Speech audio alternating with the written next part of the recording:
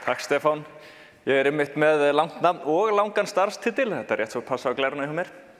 Ég ætla að segja ykkur frá græna bókhaldinu sem eitthvað sem allar ríkisstofnanir halda í kjölfarið af því að hafa sett sér loftslagsstefnur og svo eru nokkur opinber fyrirtæki líka sem í meirihluta eigu ríkisins sem halda svona grænt bókhald líka. Það mikil stemming í kringum græna bókhaldið. Ríkisstofnanir skila þessu bókhaldi alltaf 1. apríl á hverju ári. Ég veit ekki hvort það sé Biggest Loser, mér finnst þetta svolítið svipað. Allir setja sér markmið við ætlum að draga saman svona mikið en svo loksins þegar kemur að því að skila græna bókhaldinu, oh boy, þá kemur nú bara eitthvað upp úr hattinum. Það nokkrar ástæður fyrir að við myndum halda svona grænt bókhald til að byrja með. Númer 1, að Íslendingar, við erum kröfuhörð í loftslagsmálum. Við erum alltaf að setja okkur metnaðarfull markmið, stjórnvöld hafa stór plön líka, en þá skiptir öllu máli að markmiðin okkar séu mælanleg og við getum einhvern tíma metið okkar eigin frammistöðu, að við séum ekki bara svona eitthvað að letra í vindinn. Græna bókhaldið kemur þar inn. Það sem kannski skemmtilegast við græna bókhaldið að það aðgengilegt öllum. Þannig að þið getið sjálf skannað þennan QR-kóða sem upp á skjá hjá mér og síðan í kaffi hérna og eftir að þá getið farið að nördast í tölunum. Þið getið kíkt á tölunar í græna bókhaldinu og séð hvernig losun hjá ríkinu stendur. Og þessu skipt niður á ríkisstofnanir, skipt niður á ár, skipt niður á losunarflokka. Það hægt að eyða ansi mörgum klukkutímum að stinga nefinu ofan í þetta græna bókhald. Ok, en hvað þetta? Hvað í græna bókhaldinu?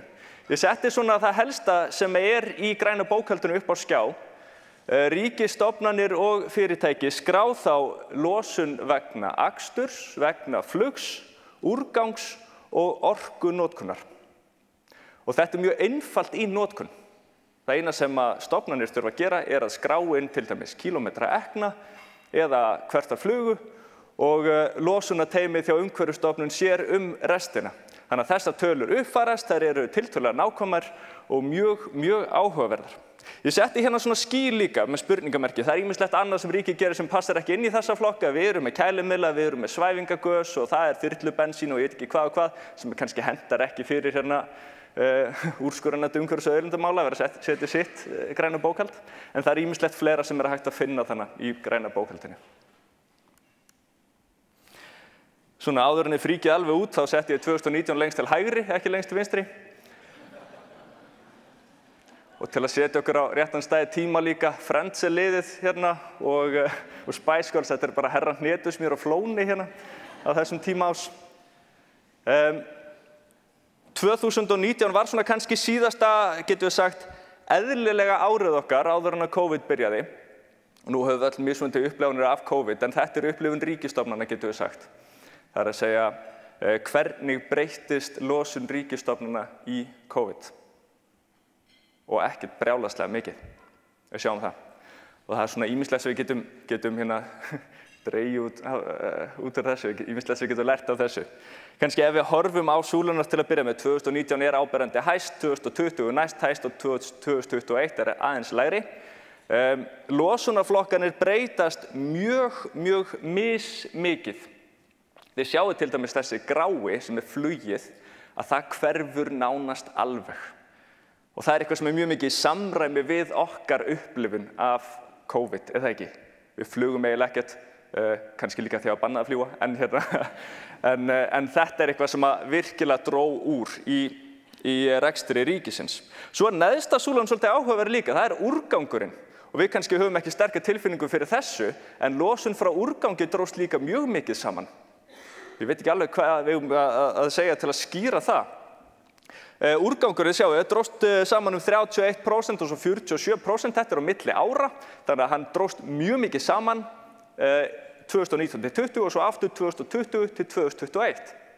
Og þegar ég sá þetta hugsaði ég, holy moly, fóru bara allir heim í ruslið, það var enginn í vinnunni, þannig að það make sense eða ekki að það sé miklu minni losun frá úrgangi í COVID. En það svona ekki alveg skýringin. Við kannski vorum ekkert endilega að henda minna í ríkinu, þú veist, 10% minna, en það nú ekkert svo mikill munur. Þetta fyrst og fremst vegna þess að samhliða COVID, að þá höfum við svolítið lært að fylgja reglum held ég og við erum að flokka miklu betur. Ég kann ekki betri skýringu á þessum það. Okkur finnst við alltaf að vera að nota miklu meira einnota dæmi eða ekki. Við erum að nota einnota hanskagrímur og það hérna spritti út allt og svona.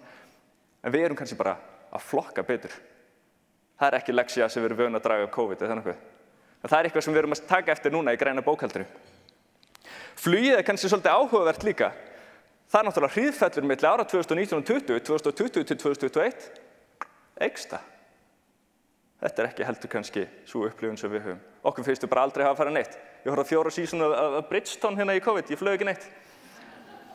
En svona lítur þetta út. Akstur og orkunotkun breyttust talsvert minna.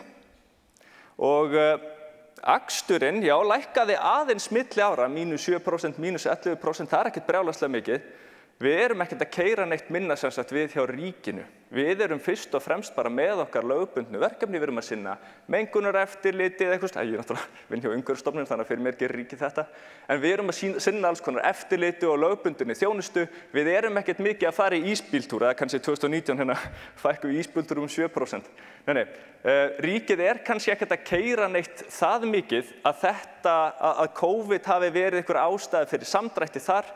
Það fyrst og fremst þær aðgerðir sem snúa að eins og orkuskiptum í bílaflotanum sem eru þá líklegar til að bera árangur hér. Það að segja að við læsum öllum ríkisstofnunum ekki að draga neitt sérstaklega mikið úr mengun frá akstri. Það fyrst og fremst orkuskiptin sem við ættum að vera að horfa á þar. Áhugaverðast finnst mér kannski að við losun vegna orkunotkunar jókst. Og þetta eitthvað sem ég held að við bara sem salur ættum að pæla í.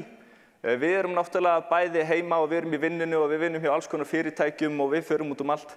Þegar þið farið úr vinnunni, pælið kannski aðeins í næst, ennþá kveikt hérna inn á skrifstofunum þegar við förum? Kveikt á nóttunni? Eru jólaljósin í gangi yfir jólin þegar enginn í vinnunni? Ég held að þetta sé fyrst og fremst skýringin á því að við erum að auka losun í orkunotkun, að það að við þurfum bara að pæla aðeins meira í því, við erum að sóa helling þarna, bæði af orku og af losun. Hvernig lítur framtíðin hins vegar út? Hún talsvert bjartari. Við erum að fara í gegnum orkuskipti í bílaflotanum, það að gerast mjög hratt, þannig að losun frá akstri mun minnka. Losun frá úrgangi mun minnka líka, við erum að flokka talsvert betur, það verið að samræma flokkunarkerfi á landsvísu núna á næsta ári, þannig að við sjáum fram að losun minnki mikið þar. Losun frá orkunotkun líka, við erum að LED-væða, við erum að fá orkusparneytnari tæki. En það kannski stóra spurningamerkið sem ég set hérna losun frá flugi. Við vitum ekki ennþá hvað mun gerast þar. Munum við byrja að fljúga aftur þegar við fáum tækifæri til? Eða þetta komið til að vera fjarfundamenningin og svoleiðis?